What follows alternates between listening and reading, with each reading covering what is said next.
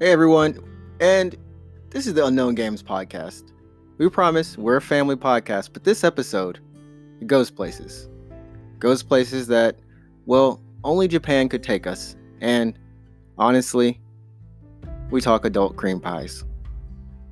It's a sandwich. I mean, it's a pie. I mean, it's something from McDonald's. Japan, you've officially corrupted the podcast. But don't worry, because we still talk games. Lots of games like Pokemon. And yeah, Granblue. This is the Japan episode of the Unknown Games podcast. So we're bringing it all the Japan culture we can this time. Because, let's face it, Kandagawa Jet Girls is coming out. And we have to prepare. Prepare for the end. Enjoy.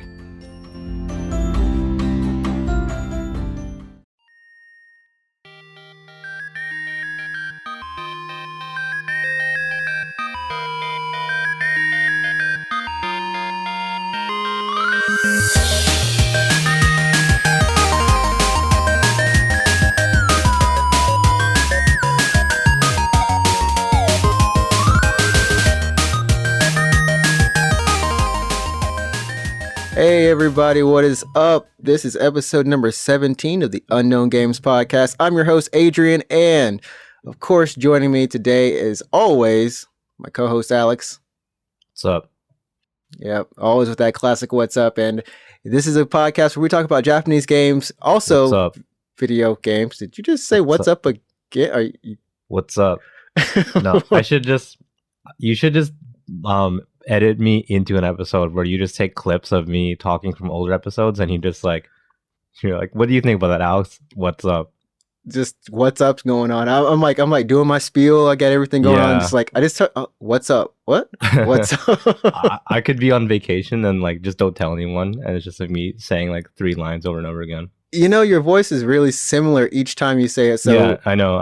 Yeah, so you could totally do it. Anyways, you only have only so many intonations of what's up. But yeah, we podcast out of Japan. We talk about games. We also talk about our life here in Japan. Sometimes, a little culture shock, a lot of food things, which we'll be talking about today because some crazy weird food came out in Japan. It's not weird. It's just the naming's weird for one, and yeah. We'll talk about that. Sounds good. We'll talk about that. We've also got some Apex news because the new Soirée is out. I hope I said that right. Yeah. So that launched, if I'm not mistaken, like 10 hours ago or something. So when I saw that it was live, I just went and I patched my game. I opened Origin. Opened Origin and let it patch. Yeah, I think Origin says patching for me. It just keeps saying finalized. I'm hoping as we record this podcast, it's done. It finalizing. Be done. It should be done. Yeah. If not, it's just a glitch. But so we've got that. We've also got a girls in Kandagawa Jet Girls. We got to talk about them a little bit. We got some Pokemon news, of course, with a little bit other things in the news. But overall, hopefully a pretty good show for you. And as always, thanks for following us on Twitter. We now have 105 followers. Congrats. Yay. That was it's a good start, I guess. It's a great start. What are you gonna do for like the 100 and let's say the 100 and it's kind of close actually. Let's say 200. What are you gonna do for a milestone? Like some people, they do special things for like 1,000 subscribers or 10,000 subscribers. What are you gonna do? I think we should both, you can wear a mask. I know you don't want to be shown on the interwebs that much. So you can wear a mask. I can wear my normal face. Gosh, that makes me sound like a horribly... My normal face. And we can give a nice little thank you message and maybe we'll do a giveaway. I think 200's a nice time to do a giveaway on Twitter. It's a nice little place. Maybe Instagram will get that way too. I don't know. But how many people are Instagram? Subscribed? Yeah, Instagram is 36. Okay, that's a good start, I guess. It's a great start. We're still in the start of our life. And with that, we're going to start this podcast because we don't want to ramble too long at the beginning. So I mentioned before Japan. I put some tweets up about this Japan McDonald's. Starting today, actually, as well, you can get the adult cream pie. which is an apple. I think one is an like a bittergie. I don't know what that's like, but it's like a chocolate cream Belgium, pie. yeah, Belgium chocolate is inside of a apple pie like crust. it's like a crust. And then the other one is just like a more of a vanilla type. No, I think it was sweet fromage if I was reading it correctly. But anyway, so the deal with this thing is that it's called the adult cream pie. Literally, that's how it's translated. It's like otona na cream pie. So if you're not sure what that is, definitely just go on Google, type in adult cream pie. You can you can if you want to know what it looks like, go to images.google.com please and type in adult cream pie. No, sometimes you're not going to get all of the pictures, so I absolutely recommend turning off safe search. That'll get to like all the images on the internet. You are a horrible person, bro. So definitely do that. No, we're not kidding. It's actually called the adult cream pie. Well, that's what it's translated to. And it did cause a bit of not controversy, but people were talking about it in Japan as well, because people also know what a cream pie is in Japan. Yeah. I mean, people are laughing about it on Twitter. They have to be. People know it's kind of a it's not a pun or anything. It's I don't know. People understand, and it's like the way that they have those pictures. I'm sorry, but I either have the worst dirty mind, and I have a pure mind. I have a pretty pure mind. Here, I looked at the pictures, and I don't find the pictures sexual, so I think you have a messed up mind. But I mean, I'm just saying the cream is kind of coming out. Because they got to show that it's juicy, not juicy. They got to show that it's like it's stuffed to the brim of the good stuff. I promise we're a family podcast. Yeah. Oh man. So that started today? You can go to McDonald's and get the adult cream pie. So you can walk up to the counter and say like, "Hey, I want adult cream pie. I want a cream pie." Give them a little wink. And then, no, you can actually remember here in McDonald's, you can actually order a smile as well. You can actually, and if you go to like McDelivery, like their online delivery service, it's on the menu. It really is. It's like a smile, and you can there's a drop-in menu for how many smiles you want. I remember I got McDelivery once, and I got 3 smiles.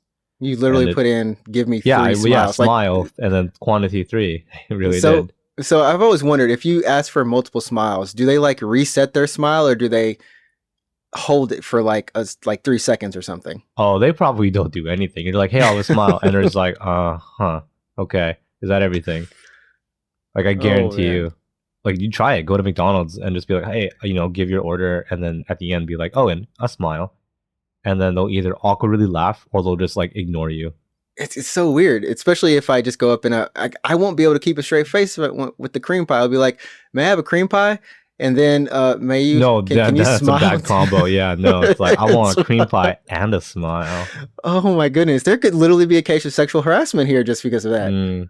Oh goodness, Japan. And yeah. So you're gonna try it? You're gonna go to McDonald's and you're gonna try it? Oh yeah. Friday. This Friday, I'm gonna do it. I'm gonna make a video and do a live stream, like countdown to my cream pie. That's funny. You got to get the better camera for that. My cell phone stinks, so I've got to get a better camera. I'll use my phone or something. Yeah. So we'll do that. And there's also the is it the Black Hot sandwich? It's called Black Hot, which is it's a dumb name, by the way. It's an awful name.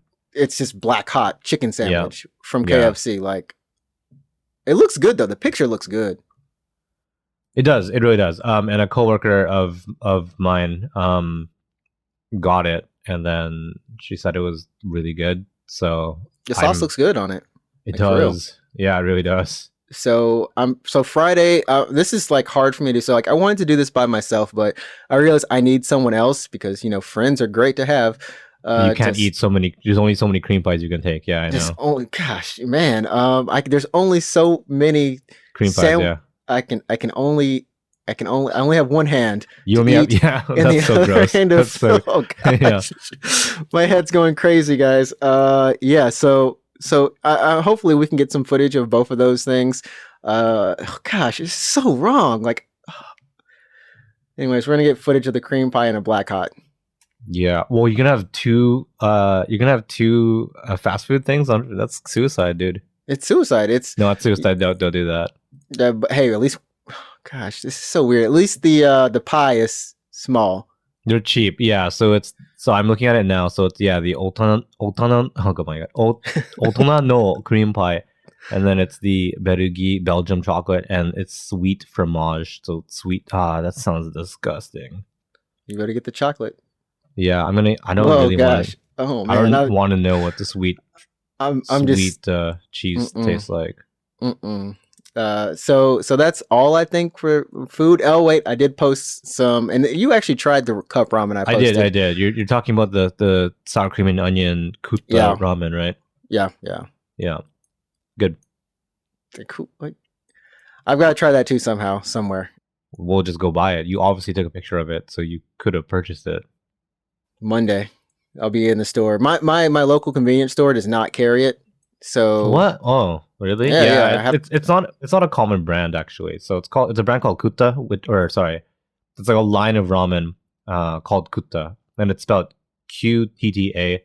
Yeah, a little bit of a pun because it sounds like the Japanese word kutta, which means I ate it, or I ate it, we ate it, or something like that.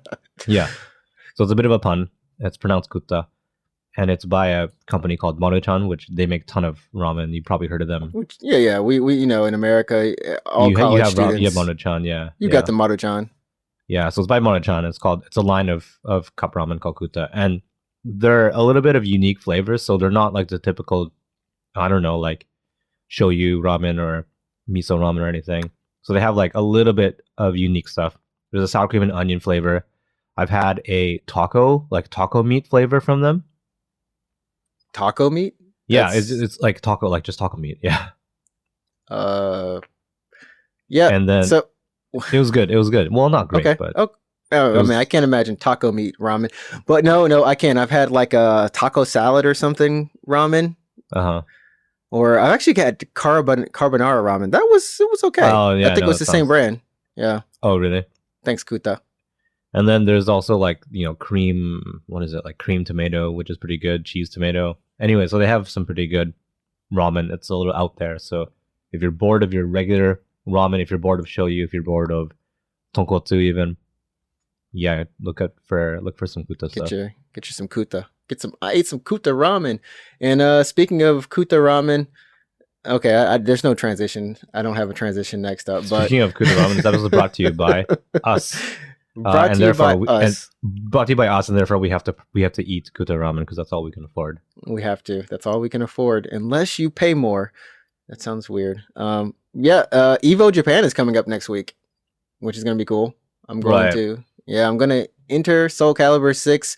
Now, I don't know. Like, I should have brought my PlayStation home and practiced while over the break in America, but I did not, and so coming back here, friends are like, "Hey, man, let's play some Apex," and I'm like, I can't resist, so I play Apex. So you're just playing Apex now.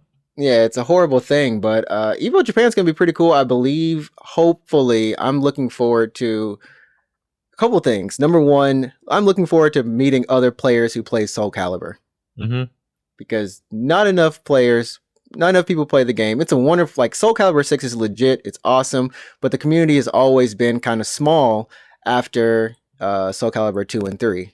So it's good to be able to meet some people from overseas, maybe hopefully some, big name players. And what I'm also hoping is to find like a local community of Soul Calibur players here in Japan. So like, I don't know, every once in a while, maybe a month or so. Hopefully they have like tourneys and I can go, because I love the game. I love Ivy. She's my main. I love the game. I love Ivy. Okay. I love the game. I love Ivy. Yeah.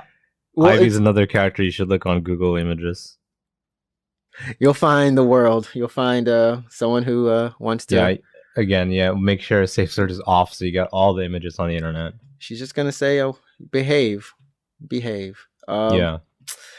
I mean, it's just it was the first fighting game outside of Tekken that really clicked with me, but actually taught me how to play fighting games, like other fighting games, like zoning and stuff, like the zoning fundamentals of it taught me the fundamentals. So the game has a special place in my heart. The reason I play Ivy is because I can play a couple other characters, but she's just the one that clicked with me. For better or worse, she just clicked. Oh my word! Yeah. Yeah, so Evo's happening. Hopefully they have Guilty Gear Strive there, which I'm really, really looking forward Yeah. to So playing I that. was looking at some more clips of Strive, and that game looks so good. Yeah, Like visually, ArcSys, like they know how to make anime games. they're Like, on like another level. yeah, just this. I don't know, man. It just looks so good. We've come to the point where video games can really mimic anime. I think they do it really well. Like And Arc, ArcSys is, yeah, they know what they're doing. What's amazing is that those are not. It's not 2D actually. They're technically 3D. They're 3D models, yeah. Yeah, but they shade them so well, so it's pretty incredible. And like a lot of the intro sequences, you'll see like as the characters come in, they'll actually put like little touches, like pin touches, to make the lines like either thicker or thinner in certain areas. So it gives this kind of hand drawn feeling to the lines, like a little extra touch. So I mean, those guys are insane. They're crazy. They're bullshit crazy. I said it. Yeah. I got it. I worked it in. Yeah. Sorry. You seem really proud of that. I was really proud of myself. Yeah, no, that's good. ArcSys good.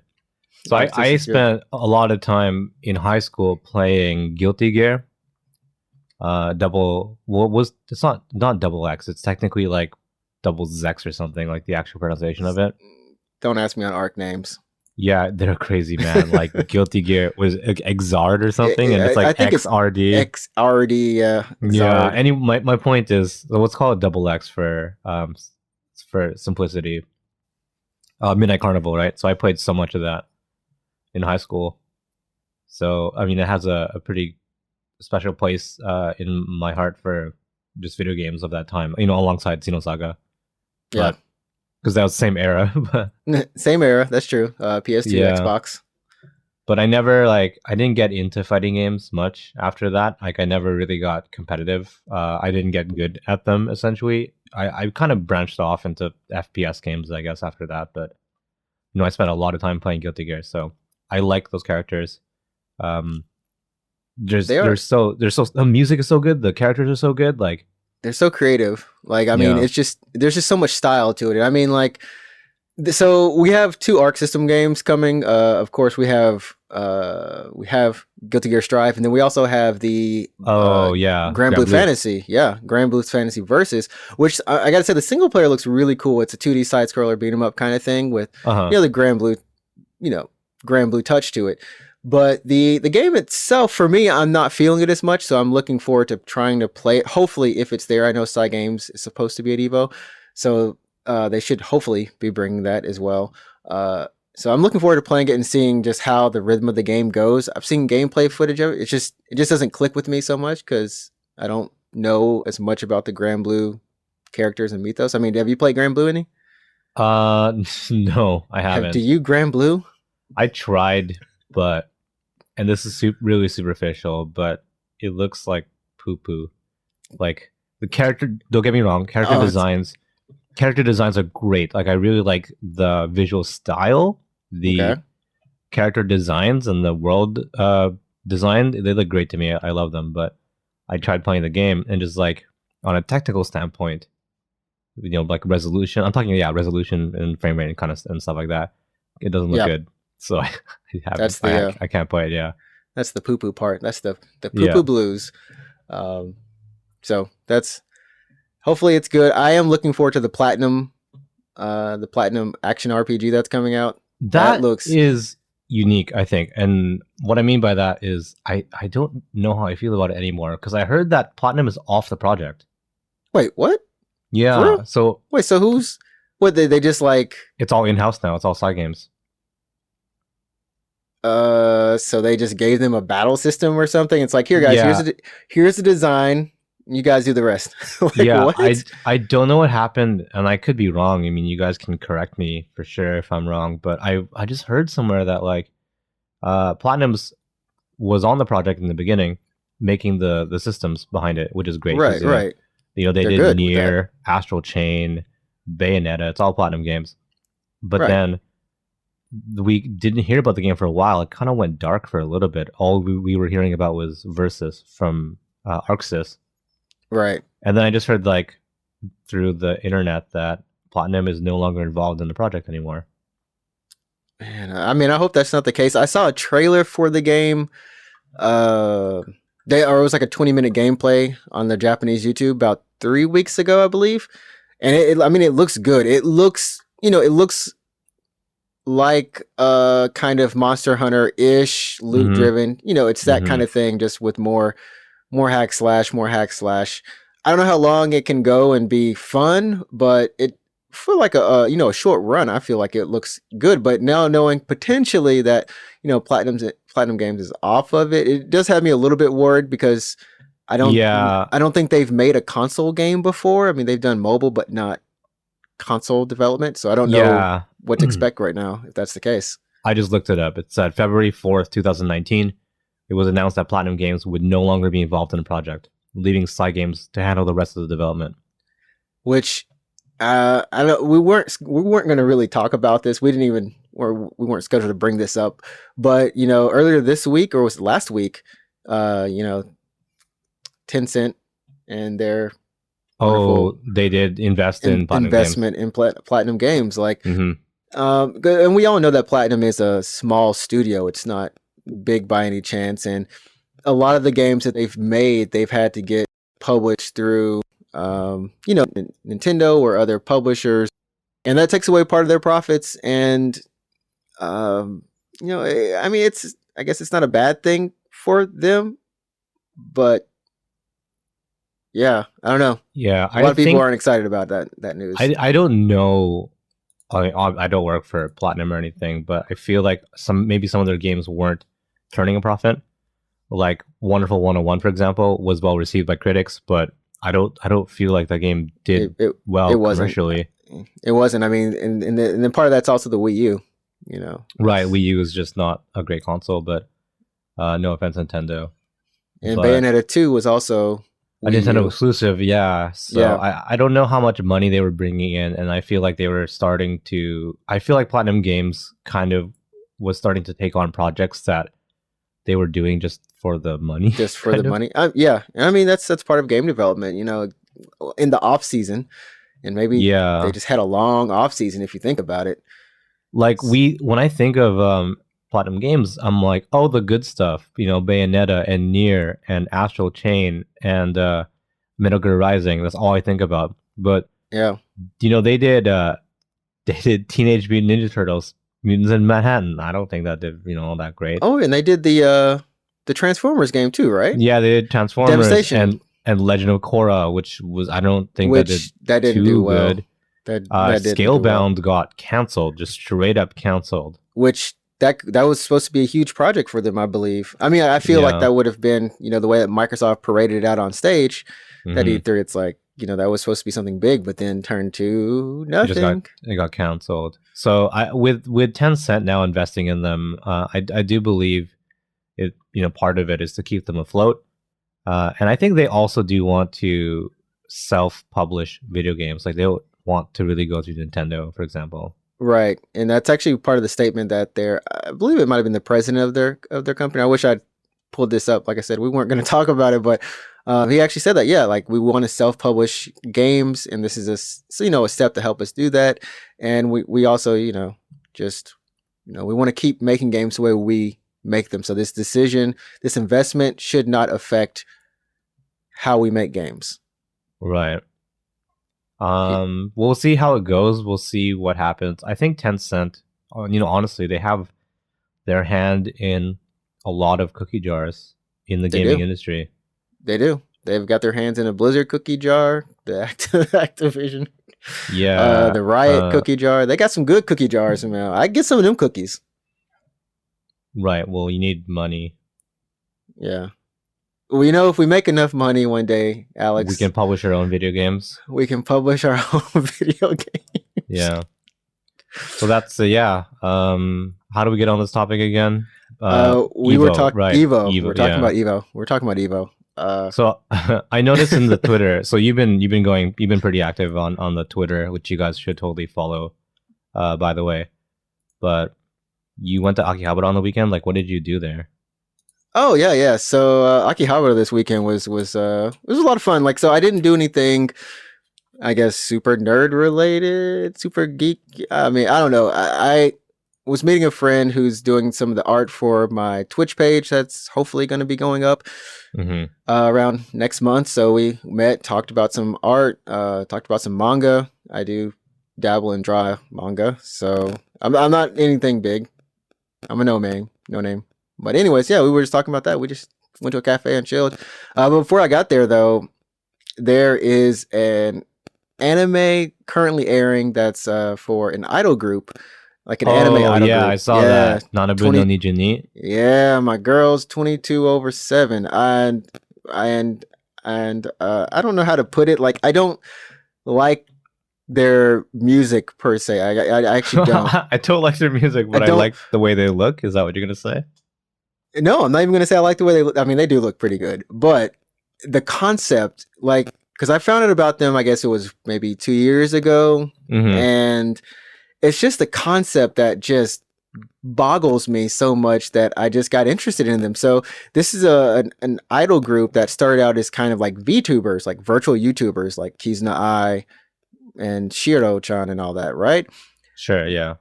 But they're not really virtual YouTubers. They just they have revealed their faces. Yeah. They just have their own channels, but then they have their group, which of course their videos, and this is what baffled me the most, is this is a group that is, sponsored, or not sponsored, but put together by Sony.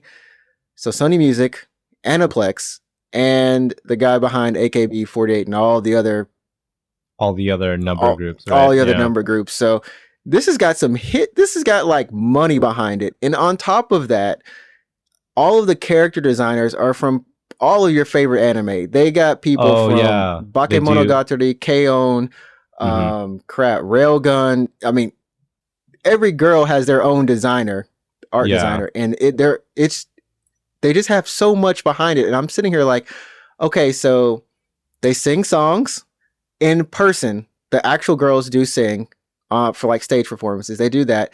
But then their music videos are the 2D versions of themselves. But they have variety shows that are the 3D virtual versions of themselves. So it's just like, who is this for? Yeah, it's pretty cool. And I think they do personal live streams, or at least one of the girls did, like Sally Amagaki. Yeah. She was born in America, and then she eventually came back to Japan. So she, has that kind of, what's that word? Like the returnee kind of stereotype. Like she's that kind of character. Yeah, she's like really entertaining. She's entertaining, and yeah. But I follow her on Twitter. She speaks Japanese really well, but she can't read Japanese very well. Like her kanji ability is pretty low. It's pretty bad. It's okay. She doesn't need kanji. Well, yeah. There's a video of her. I think it's on. I forget what channel. It's on the official channel for her character. Right. A couple years ago, I think maybe 1.5 years ago. Just go look it up. It's her trying to do a kanji test, but she can't answer any of the questions because she can't read them. I would almost feel sad, but yeah, she's sitting on some good money. Well, maybe not good money, but she's sitting on something. So I think this year, hopefully with the anime, they're gonna have their kind of boom, as we say in Japan. They're gonna get popular, more popular than they are now. They're relatively popular, but they're kind of like, I don't know, for as much money as that they have behind them, they're not exactly on TV everywhere. Well, they're still pretty niche. Idol groups are everywhere in Japan, and I think the only couple groups that have really hit it big, like big, recently in my mind is like like Nogizaka, and then like AKB, and then like 15 years ago it was like Morning Musume, right? Yeah, and then of course after AKB, there's the whole series of numbers for every city they could think of. For every city, yeah. And then it's like, that's not enough. We're gonna make some hills with like you said, Nogizaka. Now I do like Nogizaka. I actually like the girls in Nogizaka, and I like their music. I do own like a few CDs. I need to buy the latest 2 CDs.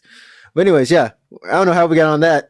I went to Akihabara. It was good stuff. That's good. So I guess you can start streaming whenever you'll start streaming. Yeah. Yeah, hopefully next month in February, hopefully we can get the stream. I can get the stream going, and you can all see my lovely face Sure. Sounds matching good. this lovely voice. I don't know. So we got like a couple other things to talk about. We're gonna take a break first because I believe we've hit a time, and we're gonna blaze through some news after this. Blaze 420. 420, blaze up. That's my. No, cut it there, and cut it right there, and then go to the sponsor right there. Let's do it. Okay, so just in case I don't cut it to the sponsor, we're gonna be right back after this break. So stay tuned for some news. All right, blaze up. Cut it. I'm serious. Just no explanation. Like just that's it.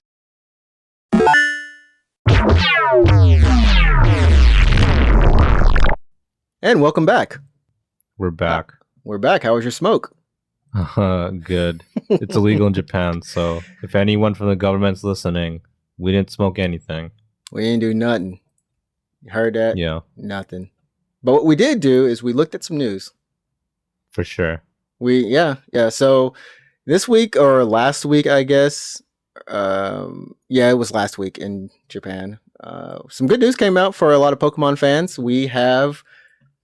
I have it written here on our notes as Pokemon Gun was announced. Pokemon Gun. We have Pokemon Gun now. So we talked about. We were joking. We were joking about Pokemon, and then literally the day after, I woke up. I was on Twitter. I checked. The first thing I do when I wake up is check Twitter. Yeah. And then it was a picture of the Inteleon holding his gun thing, and I was like, "Wait, what happened last night?" We wished this into existence. We made this happen. Yeah. So basically, there's a DLC that's been announced for Pokemon Sword and Shield.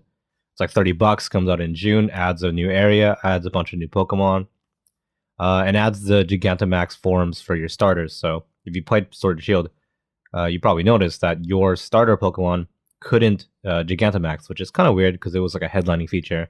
Right. Why would they leave it out? Yeah. Turns out it's just going to be in the DLC. So that's why they left it out. Now you can see the Gigantamax forms of your starters. They look fine, I think. So Cinderace looks weird because he has huge, long ears. And then Rillaboom has drums in front of him. Rillaboom! And what appears to be wings made of plants. I'm not quite sure. But Inteleon... You shooting Blaze up? Yeah. No, I'm imagining this right now, yeah. Well, sounds like it. No, it really does, because it really does. But Inteleon is perched up in the sky with a pistol. Well, that's literally it. We were joking, he just has a gun. He just has a gun. Pokemon got real. He ready to kill some Pokemon.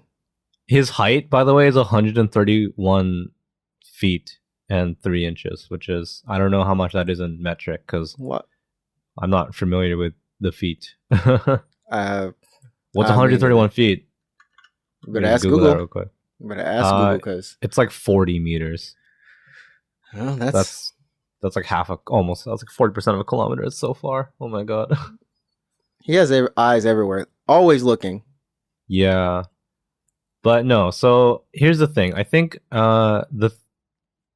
the internet is being weird about the DLC, and it's a lot.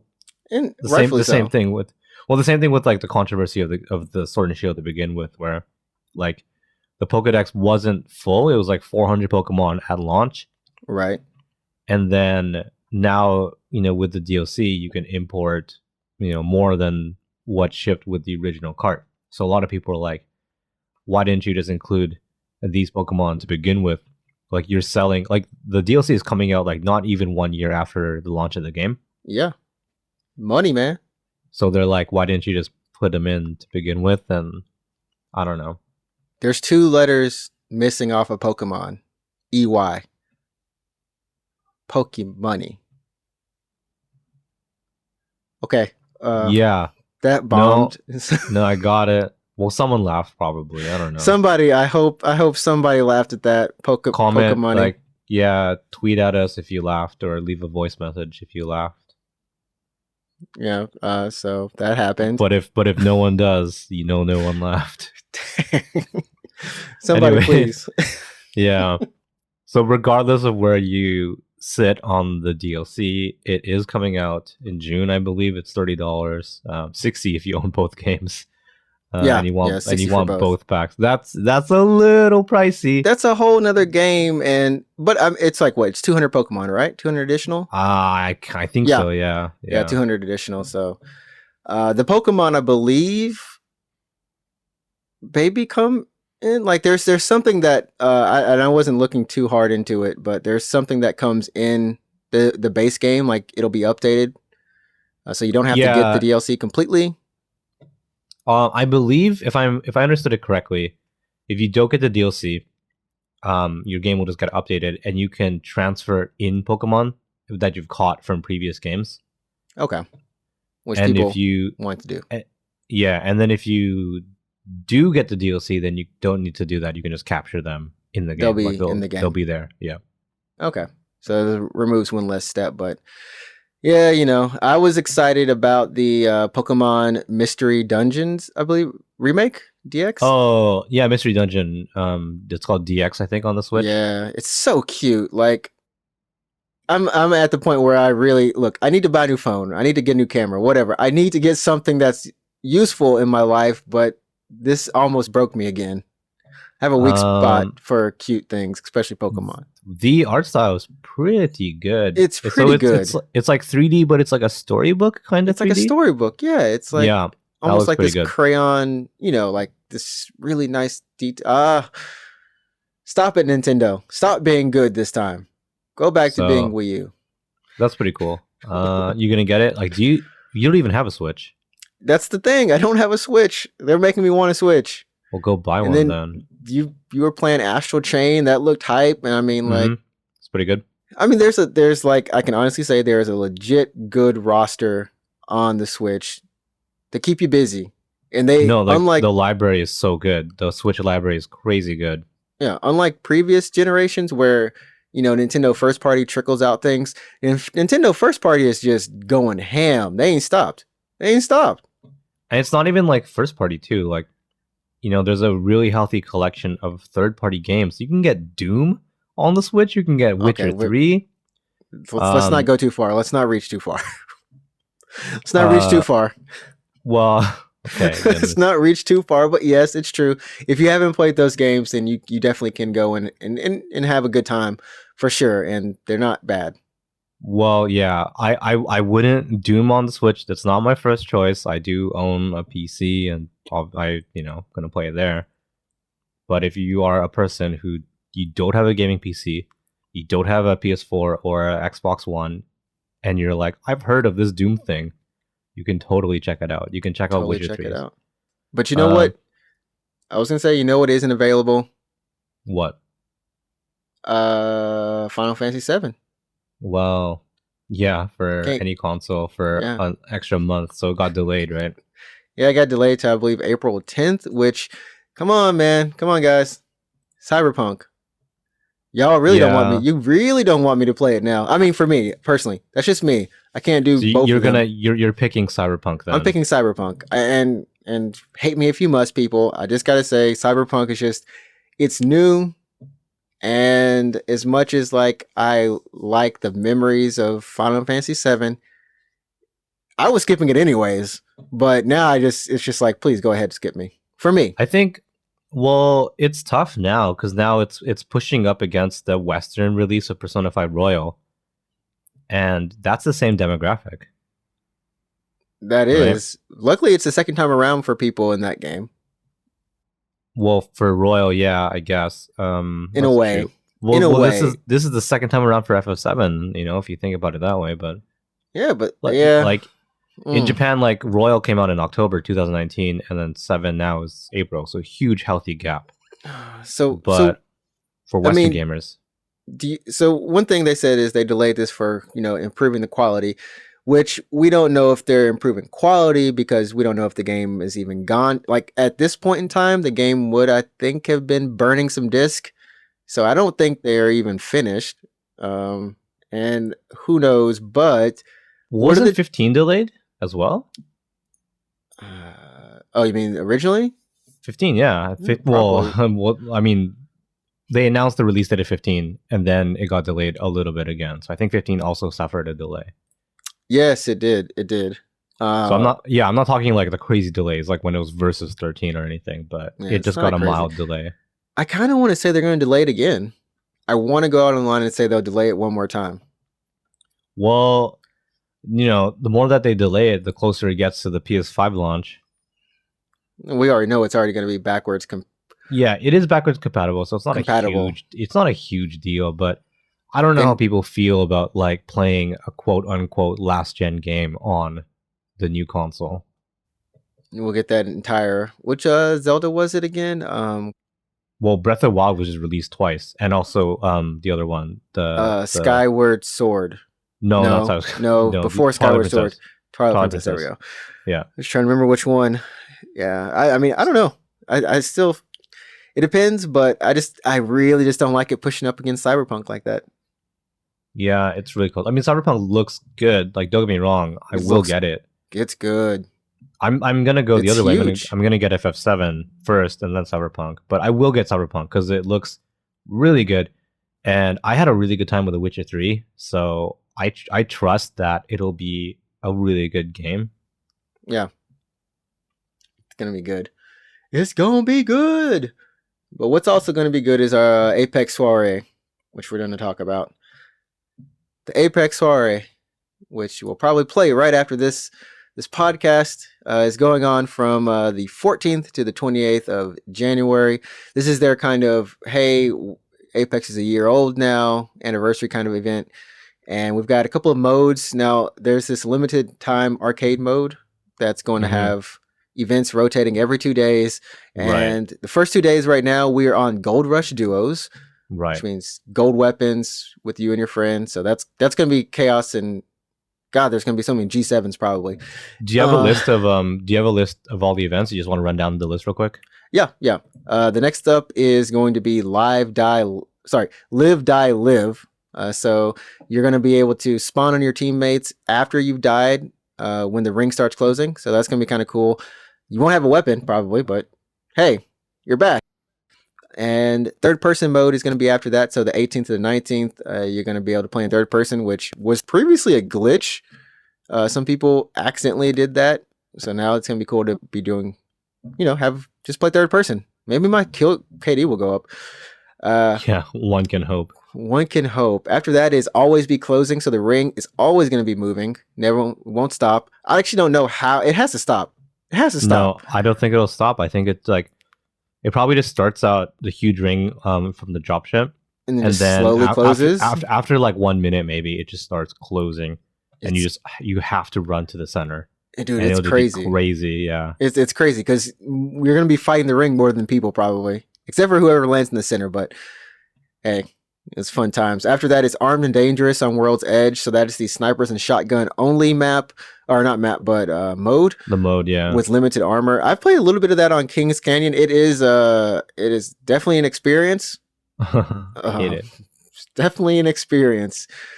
But after that, we have the night game on Kings Canyon from the 24th to 25th. So Kings Canyon at night, if you didn't play the Halloween event, well, now you can relive it kind of. Just normal Apex this time. Just normal. And I think this is actually going to be the biggest thing. People just want to play Kings Canyon. Mm-hmm. We just want to play Kings Canyon. So just thank you for that. And finally, this is the kind of, it's in the trailer. It's the last event. It's the Dummies Big Day. So that looks fun. I don't know. So what exactly is going on there? I think it's just like a survival mode where instead of Battle Royale, it's just you trying to not die. It's just basically like kind of like a zombie mode from Black Ops, but it's all dummies. I think that's what it is. Like the training mode dummies. Yeah, and then but they fight back and they're aggressive and they'll try to kill you. Okay, that does sound kind of cool. Yeah, so like almost like almost like a horde mode kind of thing. That'll be Hmm. kind of cool. I think That's the word I was thinking of. Yeah, horde mode. yeah, that's gonna be that'll be fun. I'm looking forward. So like out of all these modes, is there one that you're looking forward to the most, or? Yeah. So to be honest, I'm actually the most excited about the ring always closing, because I think it'll just add a pressure. A layer of pressure in the mode where you don't have time to loot and you're just Mm, running forward. So hmm. that just introduces this aspect of chaos, and I love that. Like I want, you know, to catch teams that are just off guard or kind of fighting the ring or whatever. I think it'll be pretty fun. All those teams fighting in the ring. Just ask yourselves, why are you fighting in the ring? But what It's never gonna stop closing. You'll never you'll never outrun it. I wonder how much, like how the damage will scale. Like if it'll be similar to normal mode where the first ring is not so bad. You can stay like outside the ring for a very long time. Right. For the first time it closes. But then once you get to like the fourth one, like no, you're done, man. Yeah, I know that when I did come back and start playing last week, that or this week, like my friends were like, I was freaking out because I'm like, yo, we got to move. It's first ring, which it doesn't do damage, but it was still fast before I left. And my friend's like, nah, man, it's slow now. Don't worry. And like, yeah, the first ring is actually like slow. The second ring's still kind of slow-ish, and the third ring's faster. I like how they've changed that up. So it'll be kind of interesting to also have that mode. I'm personally looking forward to the third person. I really Yeah. want to. I do better at third person shooters, so I really want to see if I do better. And Kings Canyon at night, because I just love Kings Canyon. Yeah. Something about it. Something about that mode. So yeah, that's happening. If you're on Apex, enjoy it, have fun. Of course, some changes to the meta. We won't get into that really, but Gibraltar mains. Yeah, I saw that animation. It's so fast. So Gibraltar can now res faster when his dome shield is out. So if you're in the dome shield, sorry, he'll res like faster. It's crazy. And it's just man. like he just yanks you up and you're up. Holy crap. I'm like, Gibraltar, we're gonna see you. Crypto's drone now does not, like, the EMP doesn't hurt friendlies or Yeah, slow thank God. friendlies anymore. Finally, Yeah. so we're gonna see, you're gonna see some Cryptos being back on the map, and Wraith. Unfortunately, they really just want people not to play Wraith as much as possible, but Yeah, I mean, even like it's always Wraith and Pathfinder that people play, which is fine, whatever. So her Into the Void is now from 25 seconds to 35 seconds cooldown, and then also the Dimensional Rift / Into the Void speed is now the same, so you don't get any bonus speed moving on that. And extended energy mags are gone from the game till next season. Oh yeah, I think so. My theory about the removal for energy mags, and they said the dev was just like, this will make sense. Don't worry about it. I think they're gonna move energy weapons to kind of how the L Star works in Titanfall 2, which I know you've never played, but Right. it basically has no reload. Like there's no reloading on the L Star in Titanfall 2. It just overheats. So you just like it. If you're gonna move all the energy weapons to that kind of system, I agree. Like mags don't make sense. Right. So you'll probably just shoot until your gun gets hot, and then you have to stop shooting. I think that provides a pretty good balance inside. But then again, R99 about to reign king again. R99 is so good. It's gonna rain. It's gonna rain again. Let the bullets rain. But yeah, I think they're gonna add the Volt to. I keep saying this, but of the energy weapons, there's no Volt. There's no SMG. Sorry. So we have like a light machine gun. That's the Devotion. We have an assault rifle, kind of. That's like the Havoc. A sniper rifle is the Triple Take. But we don't have an SMG, so I think they're gonna bring the Volt from Titanfall into Apex. Bring the Volt. You're right. I really should get sound effects for this thing. I got to work. You never played Titanfall, but you like the Volt is one of my favorite guns. Like I played so many hours with the Volt. It sounds pretty cool though. I just like the name Volt. Yeah, Volt. It's just imagine I guess the R99 with slower rate of fire, and it's energy beams. Then yeah, melting people all day long. I don't know. I've got like more energy than I should have at this time of night. And yeah, we're gonna close it out. So there's two things. Number one, PlayStation's not gonna be at E3. Big whoop. That happened last year.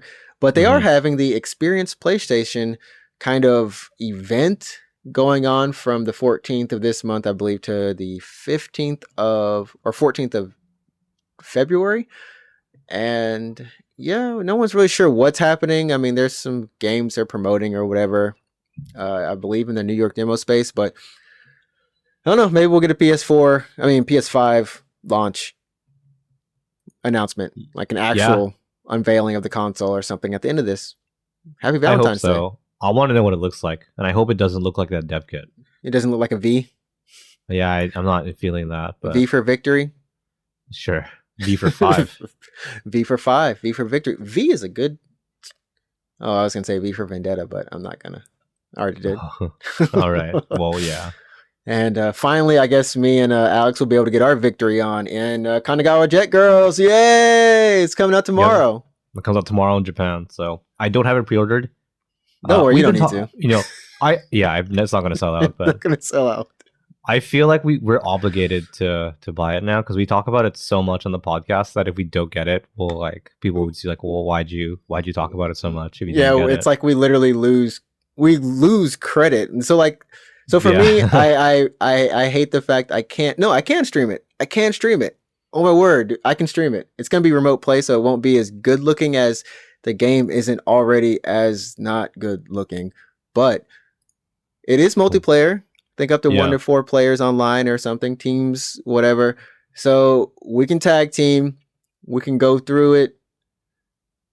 I am still looking at a picture of the girl, one of the main characters, in her school outfit or whatever, and she looks oddly like her breasts are a little bit big. She's kind of short, and her face looks kind of like she's sick, literally. Yeah, welcome to Japan. I don't know how to interpret like how she feels. I don't know, man. Maybe you should just play the game and find out. Yeah, we're gonna have to find it. Who knows? Maybe this could actually be a good game. The racing could be legit. I don't know if there was a demo for the game, but we've like you said, we've talked about it so much that we have to play it. You know, at least like for anyone listening right now, if you want to see Adrian play Kandagawa Jet Girls on Twitch, tweet us and say that you want to see it, so he'll do it. That's true. Please tweet and I will play that. I'll play some Kandagawa Jet Girls. I guess I should pre-order it now then. I guess so it'll be here on well, it's out tomorrow, so you could just pick it up on the way home from work or go out during lunch or something. But I think it's cheaper on Amazon here, right? It's cheaper on Amazon. It's like $10 cheaper on Amazon. Okay. Yeah, so that's what we're gonna do. I'm hype about it, even though I really don't know how hype I should be, but who knows? I bet you you're gonna love it. You'll probably like really enjoy it. It's like I dropped everything else. Apex, everything died, and I just started playing Kandagawa Jet Girls. Take that to EVO. Take that to EVO. Make some friends. Yeah. That's how we roll. And I do have a question from one of our. Do I call him our fan?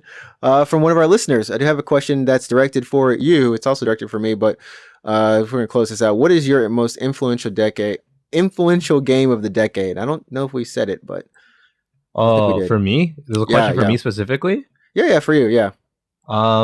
That's a tough question, to be honest. So we're talking from 2010 to 2019, right? Right. So many good games came out in the last 10 years that I'm having a tough time, like really trying to figure it out. Like when you put someone on the spot like that, it's tough. Like Metal Gear Solid 4 falls into that, I think. No, 4 was 2008. Sorry, no, 4 was 2008. Yeah. But 5 would be in there, yeah. Yeah. Would Bloodborne? No. Bloodborne is, Bloodborne was on the PS4, so. I want to say influential. Yeah, influential. I don't know, dude. Like, I want to say either Nier or P5, Persona 5. And and I feel like that's a bit of a cop out just because those games are so recent. 2017, really. Mm. So, I don't want to ignore the earlier games, but I enjoyed Nier so much because it's just the right length. You don't Yep. spend too much time with it. The ending is really good. Like, I gotta get to it. It's on my list. The ending is so good. Like, just how meta the ending is. Like, I loved it. Like, there was at that time for me, that was such a unique experience for video games. And even after Nier, 3 years later, I still haven't found a game that quite has that same kind of effect on me. Mm. And then Persona 5 is just so good because I love RPGs, I love anime, and it's just a perfect mix. It's a really good JRPG.